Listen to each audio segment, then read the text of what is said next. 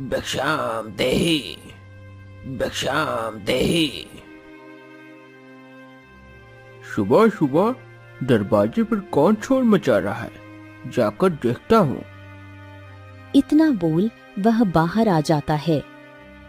अरे क्या हुआ बाबा जी, सुबह सुबह दरवाजे पर क्यों चिल्ला रहे हो? बेटा, मैं तुम्हारे दरवाजे पर भिक्षा पाने की आशा में तुम्हें पुकार रहा था। क्या भिक्षा? भिक्षा की आशा में बाबा जी? अरे आपका दिमाग तो ठीक है ना?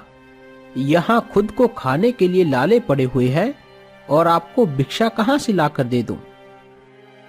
बेटा, तुम झूठ क्यों बोल रहे हो? तुम्हारी 5 मटकियां तो अनाज से लगालब भरी हुई है और तुम कहते हो कि तुम्हारे पास खाने के लाले पड़े हैं। अरे तू तो ये भी जानता है कि मेरे पास अनाज की कितनी मटकियां हैं? कहीं तो कोई जादू टोना तो नहीं जानता? चल चल भाग यहाँ से, नहीं तो ठीक नहीं होगा। उस व्यक्ति की आवाज सुनकर साधु वहां से चले जाते हैं और दूसरे घर के सामने जाकर खड़े होकर भिक्षा देने की आवाज लगाते हैं। भिक्षाम देहि, भिक्षाम देहि। क्या हुआ बाबा जी, आप क्यों शोर मचा रहे हैं? पुत्री, मैं तुम्हारे द्वार पर भिक्षा की आशा से आया हूँ। बाबा, मैं आपको भिक्षा नहीं दे सकती क्योंकि मैं इस घर की नौकरानी हूँ। मालकिन तो घर में है ही नहीं। परंतु पुत्री, मालकिन तो तुम ही हो। तुम जरा से अनाज के लिए असत्य क्यों बोल रही हो?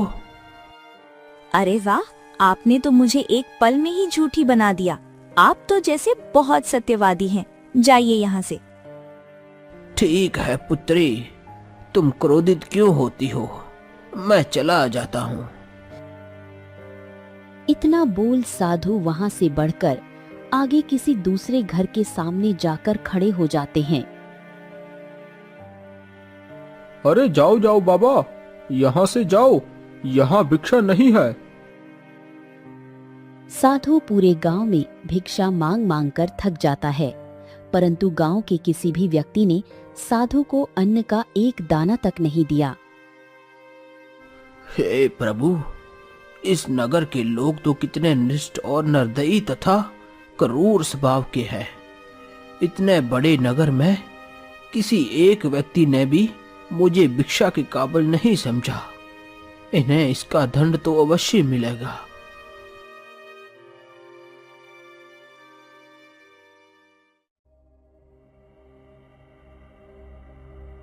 मोहनी, तुम भोजन तैयार करो, मैं जरा सा खेतों की तरफ घूम कर आता हूँ। हाँ हाँ, ठीक है स्वामी, जाइए आप। केशव खेत पर जाने के लिए निकल पड़ता है। तभी देखता है कि सामने एक साधु आ रहे हैं। बाबा जी प्रणाम। कल्याण हो तुम्हारा। कौन हो तुम युवक? बाबा, मेरा नाम केशव है और मैं इस गांव का वासी हूँ। इसीलिए बाबा, आप हमारे घर को चलिए और भिक्षा ग्रहण करके चले जाना। लेकिन पुत्र, मैंने तो इस पूरे नगर में भिक्षा मांगी है, परंतु किसी भी व्यक्ति ने मुझे भिक्षा नहीं दी। इसीलिए मैं खाली हाथ ही जा रहा था।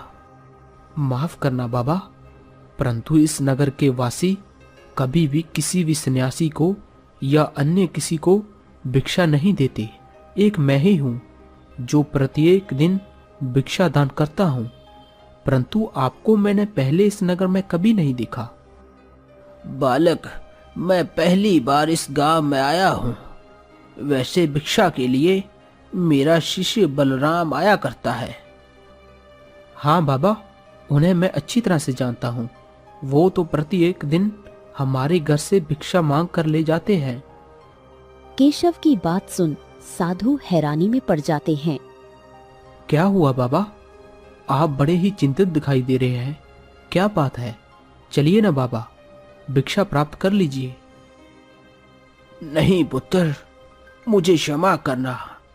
अब मैं कभी भी इस नगर से भिक्षा नहीं ले पाऊंगा। नहीं ले पाएंगे? इसका क्या अर्थ है बाबा? क्या हुआ जो भिक्षा नहीं लेंगे? पुत्र, जितनी जल्दी हो सके तुम इस नगर को छोड़कर चले जाओ, क्योंकि मेरे इस नगर से जाते ही यह नगर हमेशा के लिए अग्नि की गोद में चला जाएगा। क्या? अग्नि की गोद में चला जाएगा? ये आप क्या बोल रहे हैं बाबा? हाँ पुत्र, मैं एकदम उचित कह रहा हूँ।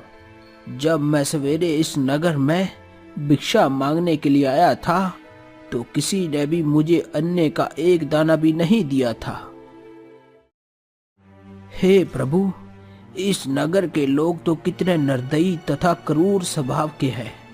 इतने बड़े नगर में किसी भी एक भी व्यक्ति ने मुझे भिक्षा के काबिल नहीं समझा। इन्हें इसका दंड अवश्य मिलेगा। मैं इस नगर को श्राप देता हूँ। मेरे इस नगर से बाहर जाते ही इस नगर में आग लग जाए और पूरा नगर राख का ढेर बन जाए। क्षमा करें बाबा, क्षमा करें। आप इतने निर्दयी कैसे हो सकते हैं? प्रभु, एक तपस्वी को इतना क्रोध शोभा नहीं देता। इस नगर को क्षमा कर दीजिए बाबा, अपने श्राप को वापस ले लीजिए। नहीं पुत्र, मेरे द्वारा दिया गया श्राप वापस नहीं लिया जा सकता। इस नगर को तो अग्नि में समाना ही पड़ेगा। पुत्र, तुम जितनी जल्दी हो सके इस नगर को छोड़कर दूर चले जाओ, और ध्यान रखना, भूल कर भी पीछे मुड़कर मत देखना, नहीं तो अनर्थ हो जाएगा। तुम जल्दी से अपनी पत्नी को लेकर यहाँ से निकल जाओ। इतना सुनते ही केशव जल्दी ही अपने घर के अंदर जाता है। मोहिनी, हमें यहाँ से अभी के अभी निकलना पड़ेगा, जल्दी करो। अरे लेकिन हुआ क्या? अभी तो सब ठीक था और अचानक ही। अरे कम से कम खाना तो खा लीजिए। भाग्यवान, तुम ज्यादा सवाल ना करो, तुम मेरे साथ चलो बस। वो तुरंत ही अपनी पत्नी को अपने साथ लेकर वहां से निकल पड़ता है। जल्दी चलो, जल्दी भाग्यवान, नहीं तो हम दोनों भी नहीं बच पाएंगे। लेकिन आप इतनी जल्दी क्यों कर रहे हैं? आखिर अभी ऐसा क्या होने वाला है और हम लोग क्यों नहीं बच पाएंगे? मोहिनी, अभी कुछ ही देर में इस नगर में भयंकर आग लगने वाली है। सब कुछ जलकर तबाह हो जाएगा। लेकिन ये सब आपको कैसे पता कि अभी हमारे नगर में आग लग जाएगी? मोहिनी, यह सब कुछ मुझे एक साधु बाबा ने बताया है। उन्होंने हमारे गांव को श्राप दिया है कि जैसे ही वह इस गांव से बाहर निकल कर जाएंगे, उसी वक्त हमारे गांव में आग लग जाएगी। और उन्होंने ये भी बताया था कि हम दोनों पीछे मुड़कर ना देखें, नहीं तो अनर्थ हो जाएगा। वह दोनों बातें करते हुए आगे को बढ़ते हुए चले जा रहे थे। तभी उनके कानों में आग की लपटों की आवाज सुनाई दी। हे भगवान, लगता है सचमुच हमारा घर जल रहा है। स्वामी, क्या मैं एक बार भी अपने घर को नहीं देख सकती? हमारे सपनों का घर हमारे सामने ही जल रहा है और हम पीठ दिखाकर भाग रहे हैं। नहीं, मैं ऐसा नहीं कर सकती स्वामी। नहीं मोहिनी, ये गलती भूल कर भी मत करना। सीधे चलो, पीछे मत देखना। नहीं स्वामी, रुकिए आप। मैं अपने घर को जलते हुए छोड़कर नहीं भाग सकती। चलिए स्वामी, हम दोनों अपने घर को जलने से बचा लेंगे। इतना बोल मोहिनी पीछे मुड़कर खड़ी हो जाती है। हाय हाय, हमारा घर कैसे जल रहा है। अरे देखिए ना, हम बेघर हो गए स्वामी। ये बोलते ही मोहिनी एक बंदरिया बन गई। मोहिनी, अब चलो यहाँ से, समय बर्बाद मत करो, चलो जल्दी। उसके कई बार बोलने के पश्चात भी पीछे से कोई जवाब नहीं आया। मोहिनी, क्या हुआ? तुम बोल क्यों नहीं रही? क्या हुआ तुम्हें? कुछ हो तो नहीं गया? इतना कह वह भी पीछे मुड़कर देखता है तो वह भी तुरंत ही एक बंदर बन जाता है। स्वामी, ये हम दोनों को क्या हो गया? हम दोनों तो बंदर बंदरिया के रूप में आ गए हैं। मोहिनी, मैंने तुमसे कहा था कि पीछे मुड़कर मत देखो, लेकिन तुमने मेरी बात नहीं मानी। देख लिया ना इस अनर्थ को। स्वामी, आप दुखी ना हो। आज जो हमारी हालत है ये हमारा ही भाग्य है, पर आप दुखी ना हो। भाग्य हमारी काया को अवश्य पलट सकता है, परंतु तुम्हारे प्रति मेरे प्रेम को खत्म नहीं कर सकता। चलिए हम दोनों यहाँ से जंगल में चले जाते हैं। आज से जंगल ही हमारा घर होगा। इतना बोल वह दोनों जंगल की ओर चल पड़ते हैं।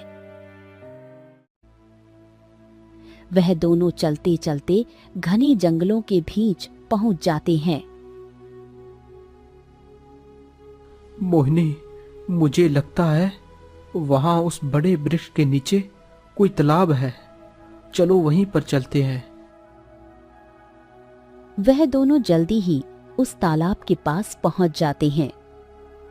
मोहिनी, इस जंगल में इससे अच्छा स्थान हमारे रुकने के लिए और कहीं नहीं हो सकता।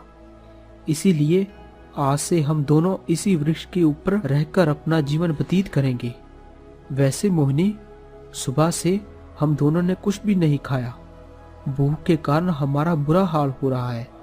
तुम इसी वृक्ष पर बैठो, मैं जंगल से कुछ खाने की चीज ढूंढ कर लाता हूँ। इतना कहकर वह जंगल में खाने की तलाश में चला जाता है। मोहिनी उसी वृक्ष पर चढ़कर बैठ जाती है।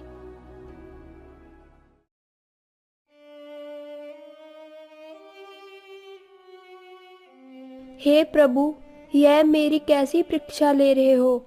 आखिर हम दोनों ने कौन सा ऐसा पाप किया था जिसकी सजा आप हमें दे रहे हो? बेचारी मोहिनी वृक्ष की डाल पर बैठी बैठी यह सारी बातें सोच सोच कर दुखी हो रही थी। अरे भाग्यवान, तुम्हें क्या हुआ? तुम क्या सोच रही हो? ये देखो, मैं तुम्हारे लिए कितना मीठा और रसीला फल तोड़ कर लाया हूँ। तुम इन्हें जल्दी से खा लो।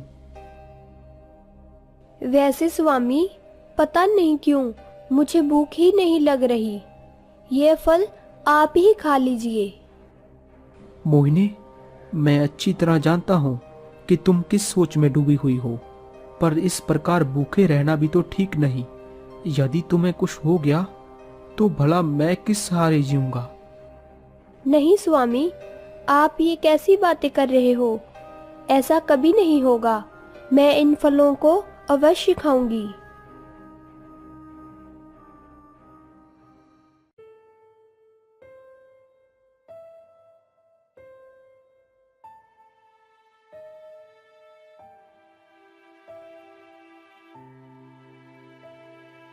हे भगवान, आज तो सुबह से घूम रहा हूँ, खाने को कुछ नहीं मिला। मैं तो इस बंदर रूप में खेती का काम भी नहीं कर सकता। काश काश कि हमने पीछे मुड़कर ना देखा होता तो यह सब ना होता। यह सब उस मोहिनी की वजह से ही हुआ। बंदर यह सारी बातें बोलता हुआ जा रहा था कि तभी उसकी नजर सामने वृक्ष पर पड़ती है जिसमें सिर्फ 2 ही फल लगे हुए थे। अरे वाह, इस वृक्ष पर तो फल लगे हुए हैं, लेकिन ये क्या? पूरे वृक्ष में सिर्फ 2 ही फल लगे हुए हैं, और वो भी पेड़ की इतनी पतली टहनी में। यदि मैं गलती से भी वहां से नीचे गिरा तो मेरी हड्डी पसली एक हो जाएगी। लेकिन इन फलों को तोड़ने के अलावा और कोई रास्ता भी तो नहीं। इतना बोलकर बंदर उस वृक्ष पर चढ़ जाता है और धीरे धीरे उन दोनों फलों की तोड़ने लगता है। जैसे ही वो हाथ आगे बढ़ाता है तो वह उन 2 फलों के साथ जमीन पर गिर जाता है। ओह हाय रे, मैं तो मर ही गया। बेचारा बंदर चुपचाप उठता है और दोनों फलों को उठाकर वहां से चला जाता है। मर गया रे, बड़ा ही दर्द हो रहा है। मोहिनी धीरे धीरे बंदर के शरीर को दबाती रहती है। थोड़ी देर के बाद बंदर सो जाता है।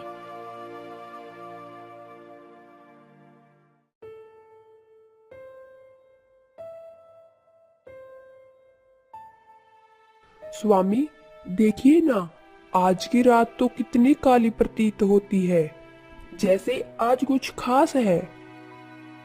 वैसे स्वामी कुछ नई बात बताओ तो कुछ रात कटे। अरे ये किसकी आवाज थी? लगता है कोई वृक्ष के ऊपर बैठा हुआ है। यह तो कोई हंस हंसनी है, पर ये यहाँ क्या बात कर रहे हैं?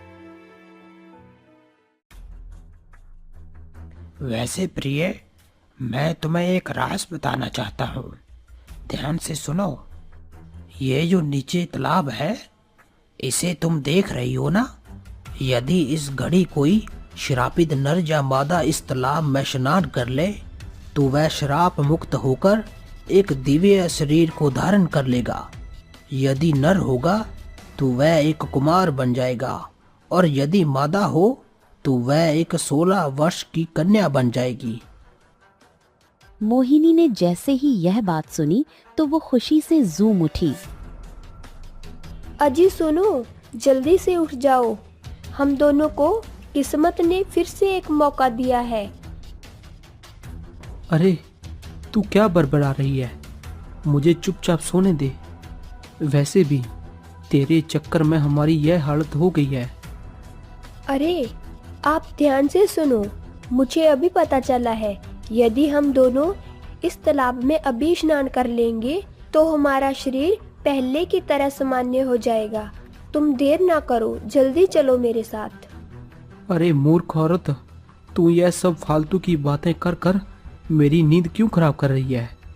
बड़ा तालाब में नहाने से कोई श्राप मुक्त कैसे हो सकता है? बंदरिया कई बार बंदर को समझाती है, लेकिन बंदर उसकी किसी भी बात का भरोसा नहीं करता। अरे चलिए ना मेरे साथ। तू ऐसे नहीं मानेगी। ये ले, बन जा 16 वर्ष की कुमारी।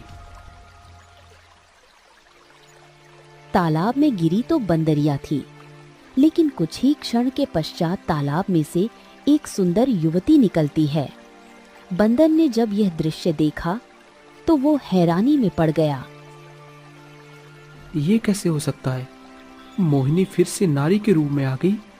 तो इसका मतलब मोहिनी ठीक कह रही थी। मैं भी जल्दी से तालाब में छलांग लगाकर अपने रूप को पलट लेता हूँ। इतना सोचकर बंदर भी तुरंत ही तालाब में छलांग लगा जाता है। कुछ क्षण पश्चात जब वह बाहर आता है तो वह बंदर का बंदर ही रहा। उसके रूप में कोई परिवर्तन नहीं हुआ। ये कैसे हो सकता है? मेरे रूप में तो कोई परिवर्तन नहीं हुआ।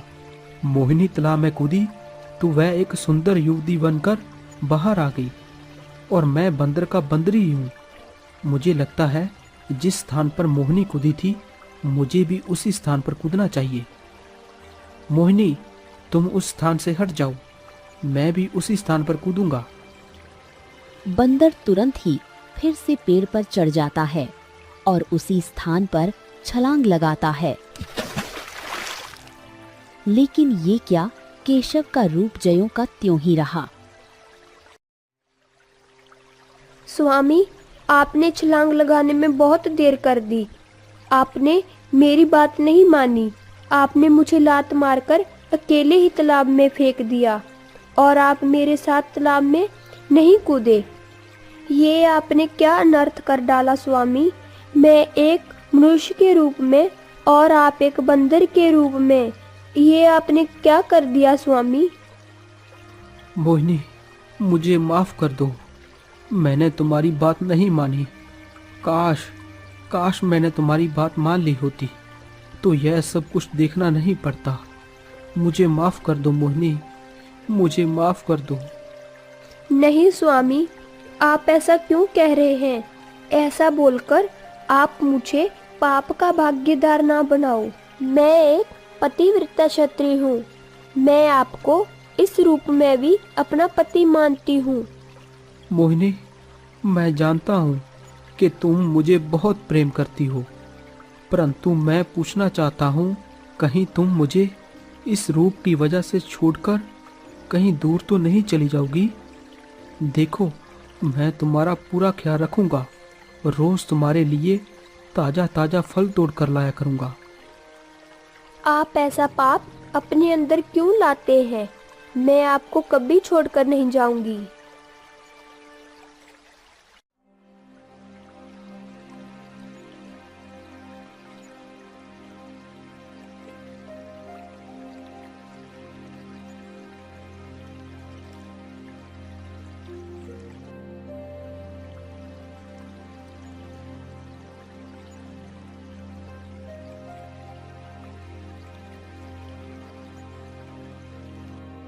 आंखें खोलो मोहिनी, देखो सुबह हो चुकी है।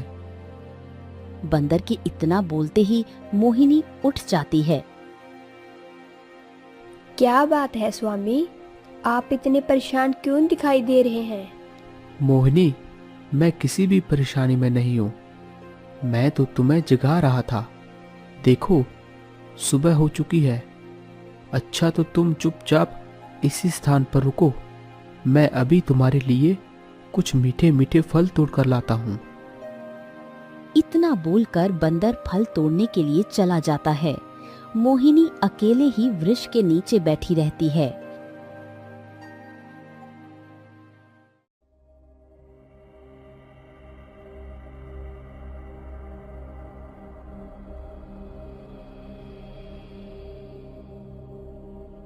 सुबह से जंगल में घूम रहा हूं, लेकिन कोई भी शिकार हाथ नहीं लगा, और ऊपर से इतनी जोरों की भूख और प्यास लगी हुई है। काश खाना नहीं मिलता तो थोड़ा सा पानी ही पीने को मिल जाता। राजा यह सोचता हुआ जंगल में आगे बढ़ता जा रहा था। तभी राजा की नजर सामने एक तालाब पर पड़ती है। लगता है वहां पर तालाब है। चलो जल्दी से चलकर पानी पीता हूं। राजा उसी तालाब की ओर बढ़ता है जिस पेड़ पर वो बंदर और युवकी रहते थे। जल्दी जल्दी वह उस तालाब के पास आ पहुंचता है। अरे वाह वाह वाह वाह, पानी पीकर तो आनंद ही आ गया। अब थोड़ा सा आराम कर लेता हूं, फिर आगे चलता हूं। वैसे विश्राम करने के लिए उस वृक्ष से अच्छी जगह यहां पर नहीं हो सकती। चलो चलकर देखता हूं। इतना सोच राजा उस वृक्ष की ओर चल पड़ता है तो वह दूर से ही देखता है एक वृक्ष के नीचे सुंदर युवती बैठी हुई है। ये युवती कौन है जो अकेले ही इस वृक्ष के नीचे बैठी हुई है? देखने में तो ये किसी अप्सरा से कम नहीं लग रही। मानो इसकी सुंदरी को देखकर मैं मूर्छित हो जाऊंगा। आखिर कौन है ये सुंदरी जो इस जंगल में अकेली यहां बैठी हुई है? चलो इसके पास जाकर पूछता हूं।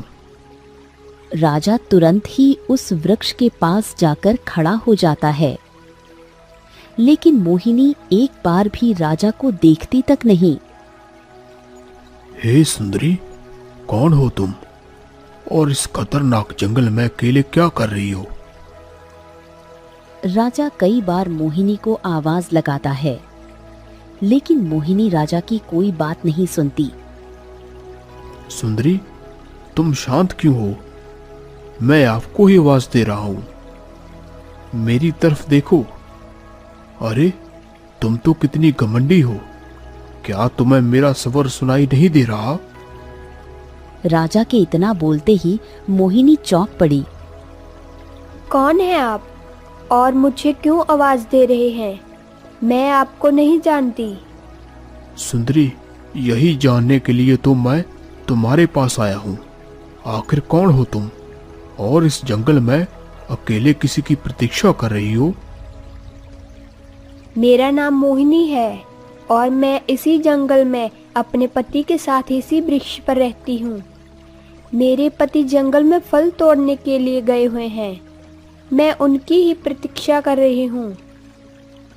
तुम्हारे इस सौंदर्य को देखकर स्वर्ग की अप्सराएं भी शर्मा जाए, और तुम इस जंगल में एक मामूली से इंसान के साथ इस वृक्ष पर रहती हो। अरे तुम्हें तो महलों में होना चाहिए, जंगलों में नहीं। चलो मेरे साथ मेरे महल, मैं तुम्हें अपनी रानी बनाकर रखूंगा। नहीं नहीं, आप ऐसे शब्द अपने मुख से मेरे लिए मत निकालिए। मैं अपने पति के साथ ही इस जंगल में बहुत खुश हूँ। मेरे लिए यह वृक्ष ही महल है। आप चले जाओ यहाँ से। नहीं कुमारी, तुम इन जंगलों में आखिर कब तक भटकोगी? तुम्हारा निवास यह जंगल नहीं हो सकता। मेरी मानो तो मेरे साथ चलो, मैं तुम्हें अपनी रानी की तरह रखूंगा। तुम्हारे आगे पीछे नौकर दासियों की लंबी लाइन लगी रहेगी। नहीं नहीं, मैं कहीं नहीं जाऊंगी। मैं यहीं पर रहूंगी, इस वृक्ष पर।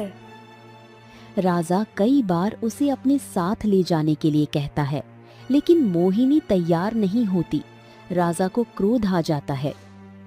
अरे मूर्ख नारी, मैं तुम्हें कितनी बार कह रहा हूं कि यह स्थान तेरे लिए उचित नहीं है, और तू है कि समझती नहीं है। लगता है अब मुझे तेरे साथ जबरदस्ती ही करनी पड़ेगी। चल मेरे साथ। राजा ने तुरंत ही मोहिनी का हाथ पकड़ लिया और उसे खींचकर अपने घोड़े पर बैठा लिया और उसे वहां से लेकर चला गया।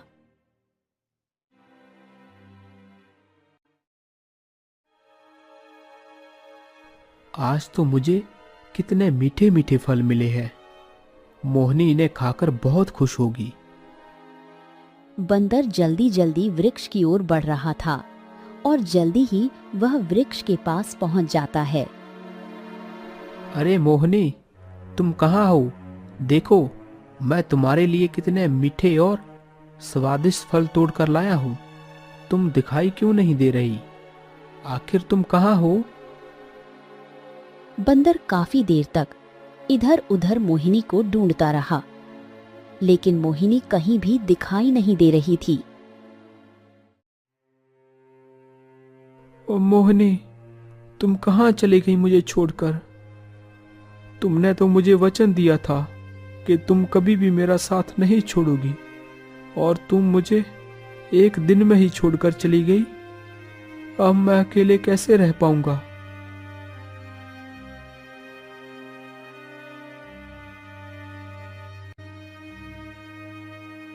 देखो, तुम मेरी बात को मान लो और चुपचाप मेरी रानी बन जाओ। मैं तुम्हें उससे भी ज्यादा प्रेम करूंगा। नहीं महाराज, मैं तुम्हारे साथ विवाह नहीं कर सकती। मैं एक पतिव्रता क्षत्रिय हूँ। विवाह करना तो दूर, मैं प्राय पुरुष के बारे में ऐसा सपने में भी नहीं सोच सकती। मोहिनी, यदि तुम इसे नहीं मानोगी तो मैं तुम्हारे साथ जबरन विवाह रचाऊंगा। सोच लो, मैं तुम्हें आज रात तक का समय देता हूं। यदि मेरी बात नहीं मानोगी तो मैं अच्छी तरह जानता हूं कि मुझे क्या करना है। यह बात बोलकर राजा वहां से चला जाता है। हे प्रभु, क्या इतनी समस्याएं कम थी जो आपने मुझे एक दूसरी मुसीबत में डाल दिया। अब मैं क्या करूं? यदि राजा से विवाह नहीं किया तो वह मुझे जबरन विवाह कर मेरा पतिव्रत धर्म नष्ट करेगा। अब आप ही मुझे इस धर्म संकट से बचाइए। बेचारी मोहिनी रात भर विचार करती रही कि वह कैसे अपने आप को उस राजा से बचा पाएगी।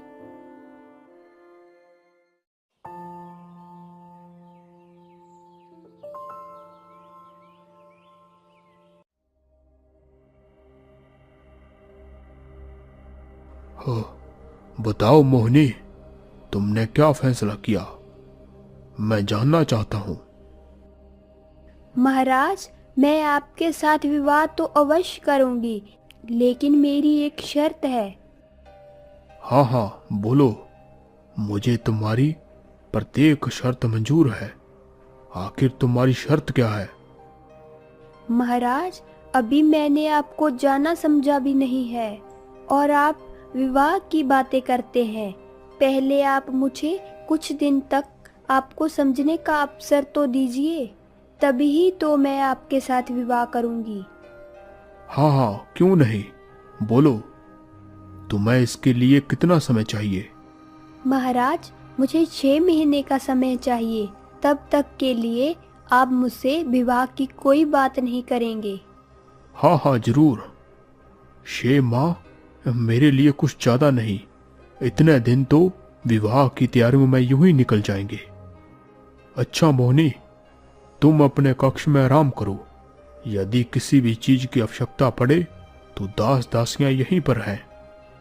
इतना बोल राजा वहां से चला जाता है।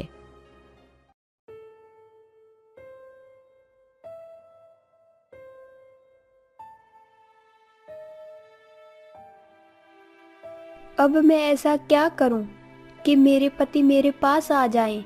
कम से कम 6 महीने ही मैं अपने पति की सेवा कर पाऊंगी। क्या करूं मैं? बेचारी मोहिनी रात भर विचार करती रही कि वह कैसे अपने आप को उस राजा से बचा पाएगी। हाँ, ये ठीक रहेगा।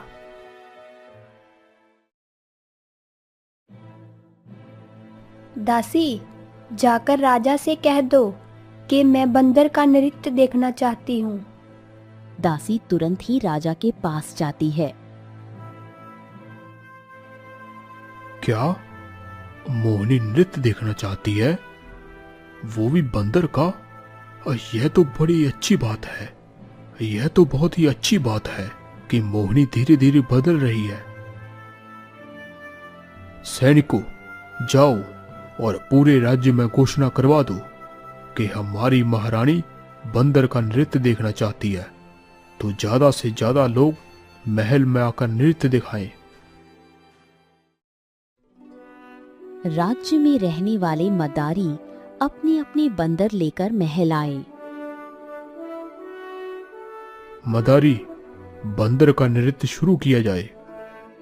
राजा का आदेश होते ही मदारी बंदर का नृत्य शुरू कर देते हैं। यह सारा दृश्य काफी दिनों तक चलता रहा। प्रत्येक दिन नए नए मदारी आकर बंदर का नृत्य दिखाते और इनाम लेकर चले जाते।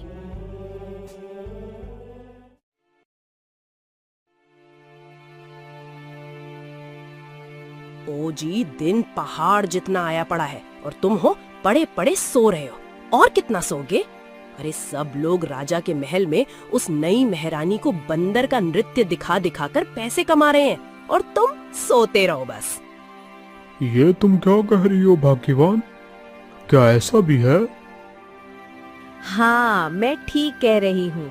जल्दी से तुम भी जाओ और कहीं से एक बंदर पकड़ कर ले आओ। जरा सा महारानी के सामने उछल कूद कर आना और पुरस्कार लेकर चले आना। अच्छा भाग्यवान, अब मैं निकलता हूँ। मैंने कल जंगल में एक बंदर को देखा था। यदि आज भी वो मिल गया तो मजा आ जाएगा। लोहार तुरंत ही जाल लेकर जंगल की ओर निकल पड़ता है। वो चलते चलते जंगल में उसी वृक्ष के नीचे पहुंच जाता है जहां पर बंदर रहा करता था। हाँ, यही वो वृक्ष है जिस पर कल एक बंदर बैठा था। क्या आज भी वो बंदर वृक्ष पर ही है? कहाँ है वो बंदर? वो जैसे ही अपने सिर को ऊपर उठाता है तो देखता है बंदर ऊपर ही गुमसुम सा बैठा हुआ है। वाह वाह वाह वाह, बंदर तो ऊपर ही है। चलो जल्दी से जाल को बिछा देता हूँ। लोहार तुरंत ही अपने जाल को नीचे बिछाकर उसके ऊपर कुछ केले डाल देता है। चलो अब मैं दूर जाकर छिपकर बैठ जाता हूँ। जब बंदर फंस जाएगा तो मैं आ जाऊंगा।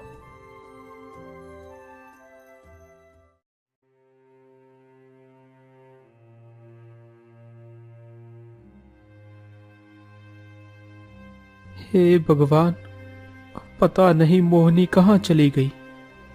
आज उसे गए हुए कितने महीने बीत गए, लेकिन वो लौट कर नहीं आई। उसके बिना तो जैसे मेरी भूख प्यास सब कुछ खत्म हो चुकी है। बंदर ये सारी बातें डाल पर बैठा बैठा सोच रहा था कि तभी उसकी नजर नीचे जमीन पर पड़ती है। अरे, पेड़ के नीचे तो कितने सारे फल बिखरे पड़े हुए हैं। वैसे भी मैं तो कहीं फल लेने जाता नहीं। चलो, इन्हीं में से 2-4 फल उठाकर खा लेता हूँ। बंदर तुरंत ही पेड़ से नीचे उतर कर आता है और केले उठाने लगता है। तभी वह जाल में फंस जाता है। ये क्या हो गया? मैं तो जाल में फंस चुका हूँ। कोई निकालो मुझे। हाँ, अरे वाह वाह वाह वाह वाह, बंदर तो फंस गया। चलो अब जल्दी से उसे पकड़ता हूँ।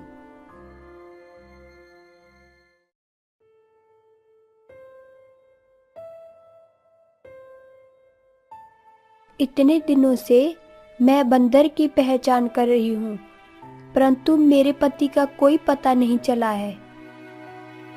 क्या बात है मोहिनी, आज आप कुछ ज्यादा ही चिंतित दिखाई दे रही है। क्या हुआ? आज बंदर का नृत्य अच्छा नहीं लगा?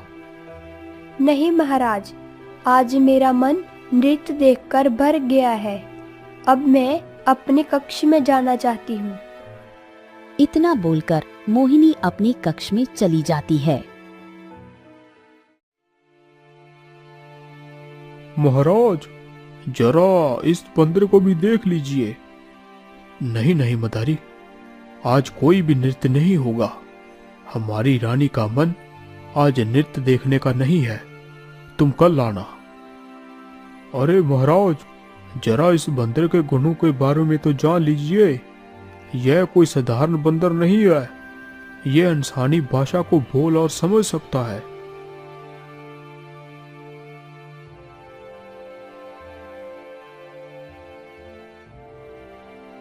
अजूबा? कैसा अजूबा दासी? तुम क्या कहना चाहती हो? साफ साफ कहो।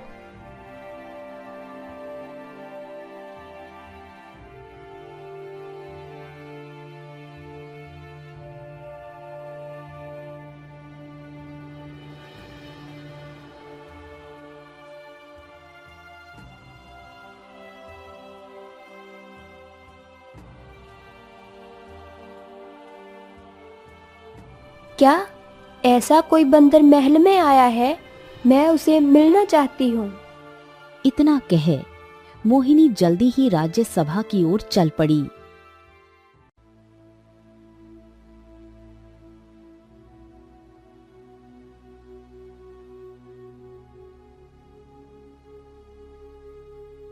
वाह वाह वाह वाह वाह, मदारी, यह बंदर तो वाकई अद्भुत है। मंत्री जी, इस मदारी को 10 सोने की मोहरें देकर विदा किया जाए। रुकिए महाराज, ये बंदर तो वाकई ही कितना अद्भुत है। ये तो इंसानी भाषा को बोल और समझ सकता है। मुझे ये बंदर चाहिए महाराज। मदारी भाई, वैसे इस बंदर की क्या कीमत है? महाराज, इस बंदर की कीमत 100 सोने की मुद्राएं दे दीजिए। मंत्री, इस मदारी को 100 सोने की मुद्राएं दे दी जाएं। लोहार को सोने की मोहरें दे दी जाती है।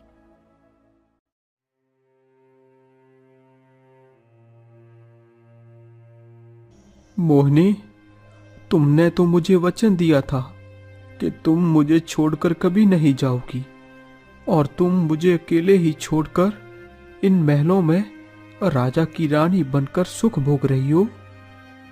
नहीं नहीं स्वामी, आप ऐसा आरोप मुझ पर ना लगाएं। मैं अभी भी आपकी ही हूँ। मैं पूरी तरह पवित्र हूँ। मैंने तो प्रति एक दिन आपकी राह देखी थी। फिर मोहिनी सारी कहानी सुनाती है।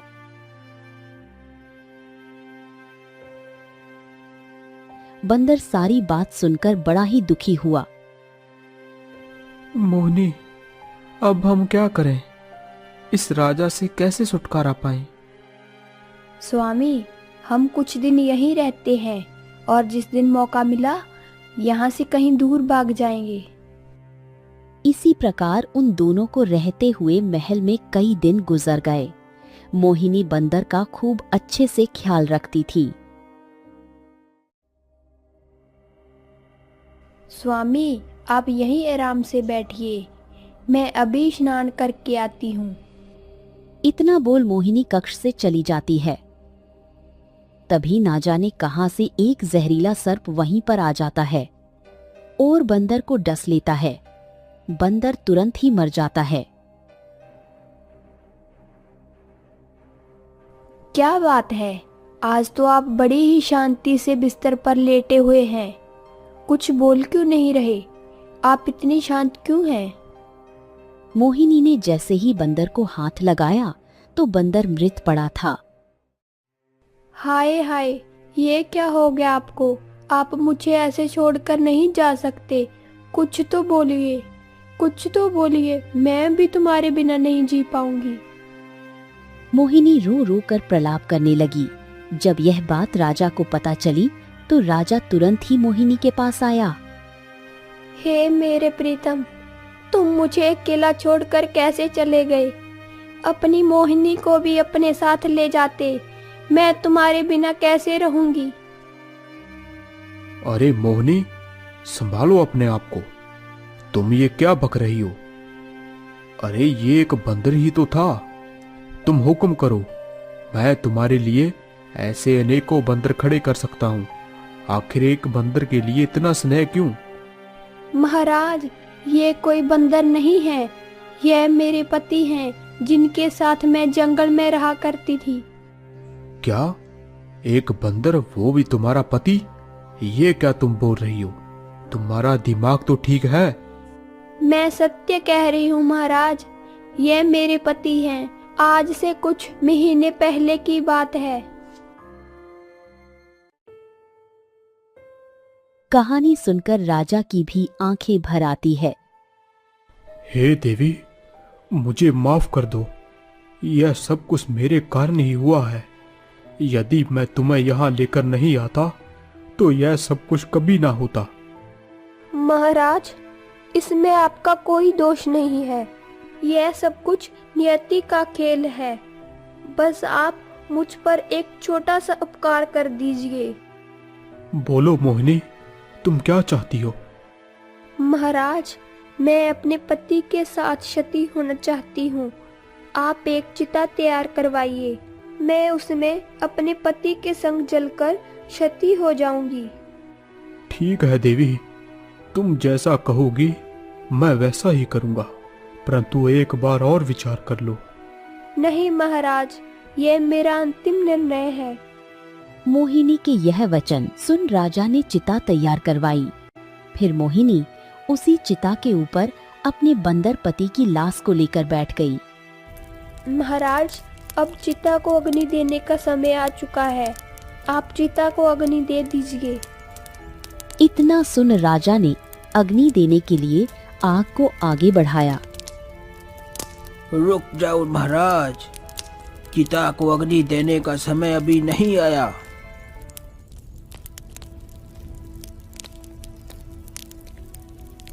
आप कौन है बाबा, और आपने अग्नि देने से क्यों रोका? आप क्या चाहते हैं?